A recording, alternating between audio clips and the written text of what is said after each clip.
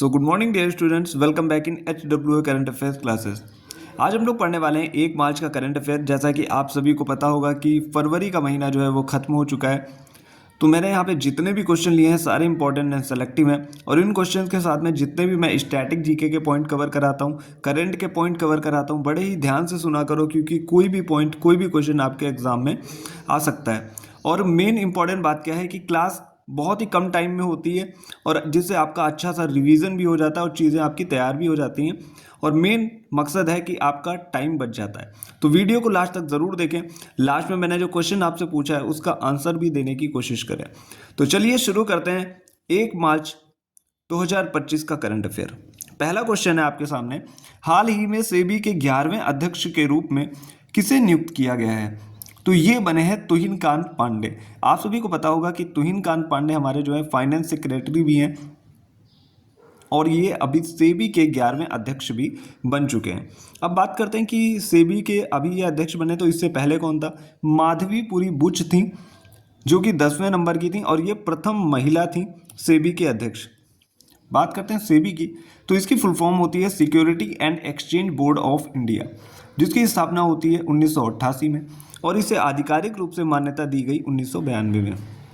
Headquarter है मुंबई में और कुछ जो पोर्टल लॉन्च किए गए थे सेबी के द्वारा, जैसे आई स्पॉट पोर्टल, स्कोर 2.0 पोर्टल, सारथी 2.0 और धरोहर, ये इंपॉर्टेंट है, सेबी ने इनको लॉन्च किया है।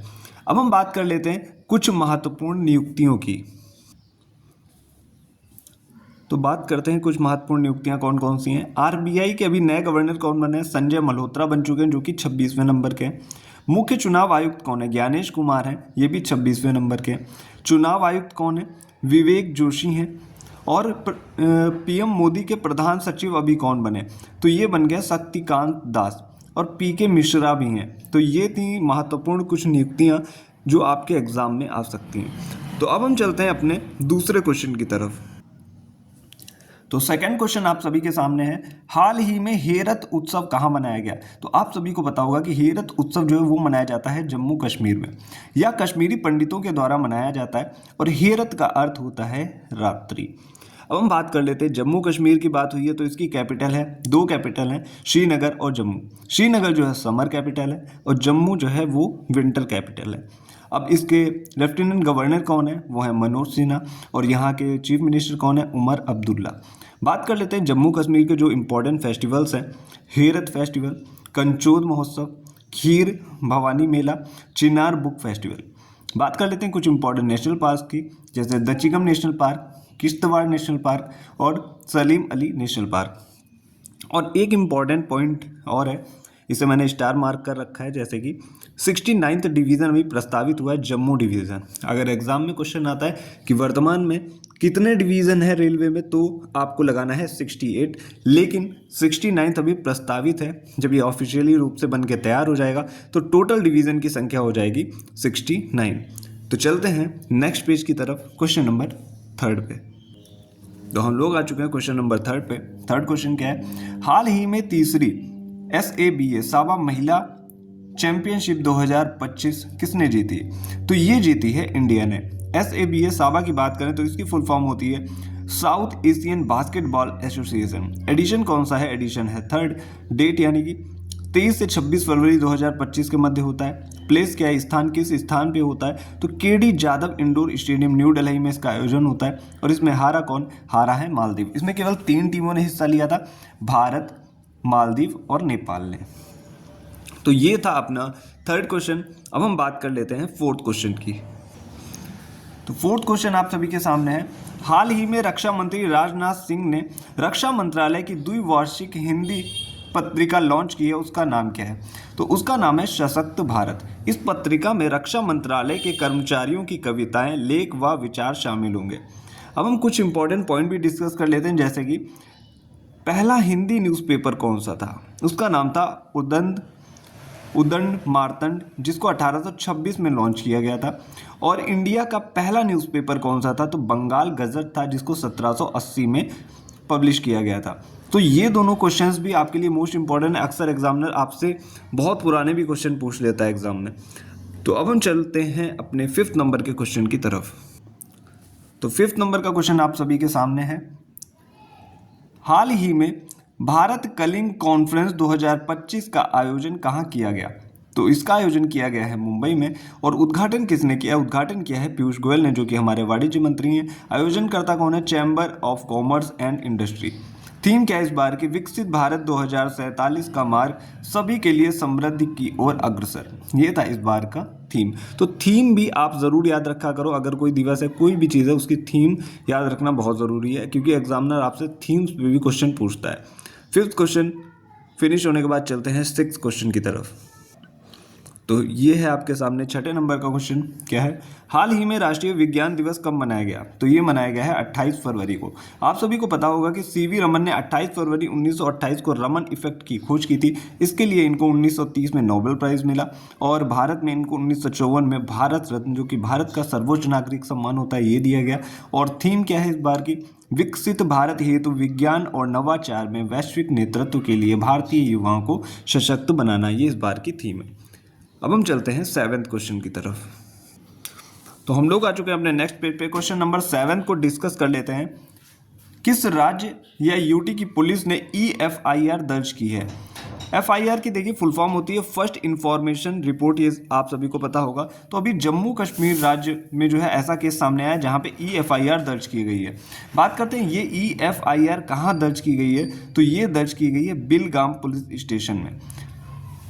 और बात करते हैं कुछ इंपॉर्टेंट करंट के पॉइंट है, जैसे कि हाईटेक पुलिस मुख्यालय का अभी जो है उद्घाटन कहाँ किया गया था? तो ये अहमदाबाद में किया गया। गरुड़ाक्षी ऑनलाइन FIR प्रणाली कहाँ शुरू हुई? तो ये शुरू हुई कर्नाटक की। तो ये इसी से रिलेटेड कुछ 2 इंपॉर्टेंट पॉइंट थे, ये भी मैंने आपके यहाँ पे कवर करा दिए। बात कर लेते हैं अपने 8वें क्वेश्चन की। हाल ही में भारत में सबसे अधिक गिद्धों की संख्या कहाँ दर्ज हुई है? तो ये मध्य प्रदेश में दर्ज हुई है, ये भी आप लोग याद रखिएगा। 9वां क्वेश्चन है हमारा। 9वां क्वेश्चन डिस्कस कर लेते हैं हम लोग। हाल ही में OAG की रिपोर्ट के अनुसार दुनिया का सबसे व्यस्त हवाई अड्डा बना। तो ये दुबई इंटरनेशनल एयरपोर्ट है, और इसी में जो न्यू दिल्ली एयरपोर्ट है हमारे इंडिया का, वो टॉप 10 में है, नंबर 8 पे। ये भी आप लोग याद रखिएगा। अब हम बात करने वाले हैं 10वें क्वेश्चन की। 10वां क्वेश्चन क्या है? हाल ही में देश में शीशा रहित पेरोस्काइट LED कहाँ विकसित की गई? तो ये हैदराबाद में विकसित की गई है। इसको बोलते हैं PLED, पेरोस्काइट LED है इसका नाम, फुल फॉर्म है। और ये OLED और QLED का मिश्रण है। OLED क्या होता है? Organic LED। और बात कर लेते हैं QLED की, तो ये गलत यहाँ पे लिख दिया, क्वांटम LED आप लोग लिख लीजिएगा। तो ये क्वांटम LED है, इन दोनों का मिश्रण है। अभी इसकी लॉन्चिंग हुई है हैदराबाद में। तो ये थे आज के टॉप 10 क्वेश्चंस। और बात कर लेते हैं कि आज के अपने क्वेश्चन की, जिसका आंसर आपको कमेंट बॉक्स में देना है। लोकसभा के प्रोटम स्पीकर पद पर कौन नियुक्त हुआ है? मोस्ट इंपॉर्टेंट क्वेश्चन है, और आने वाले एग्जाम में आपको देखने को मिल जाएगा।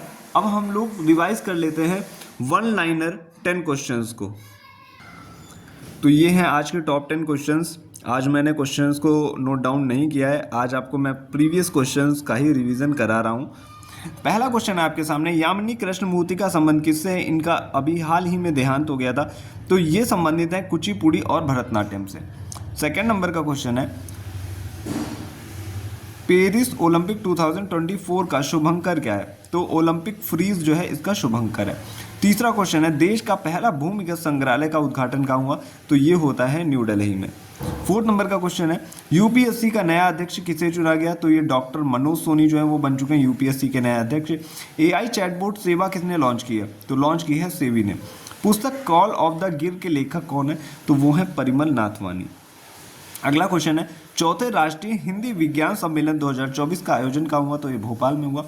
अभ्यास तरंग शक्ति कहाँ प्रारंभ हुआ? तो राजस्थान और तमिलनाडु ने इसको प्रारंभ किया है। पेरिस ओलंपिक 2024 समापन समारोह के ध्वजवाहक कौन थे? तो ये ध्वजवाहक हैं मनु भाकर और PR स्टीजेस। अब हम बात करने वाले हैं, मेगा सैटेलाइट G60 कहाँ लॉन्च किया गया? तो ये लॉन्च किया गया है चाइना में। तो ये देखिए, ऐसे वीडियो के एंड में लास्ट में मैं 10 क्वेश्चंस भी लेके आता हूँ। जो बच्चे पहली बार वीडियो को देख रहे हैं वो जब लास्ट तक वीडियो को देखेंगे तो उनको इस चीज़ का इंपॉर्टेंस ज़रूर पता लगेगा। और जो भी बच्चे पहली बार जुड़ रहे हैं तो चैनल को ज़्यादा से ज़्यादा अपने फ्रेंड सर्कल में शेयर करिएगा, क्योंकि इतने कम टाइम में करंट की क्लास आपको यूट्यूब पे नहीं मिलने वाली है। और सारे ही क्वेश्चन मैं इंपॉर्टेंट लेता हूँ, और अगर कोई क्वेश्चन छूट भी जाता है तो उनको मैं ये 10 वन लाइनर क्वेश्चन के माध्यम से आपके कवर करा देता हूँ। तो आज के लिए इतना ही, मिलते हैं next day next important video के साथ। Thank you.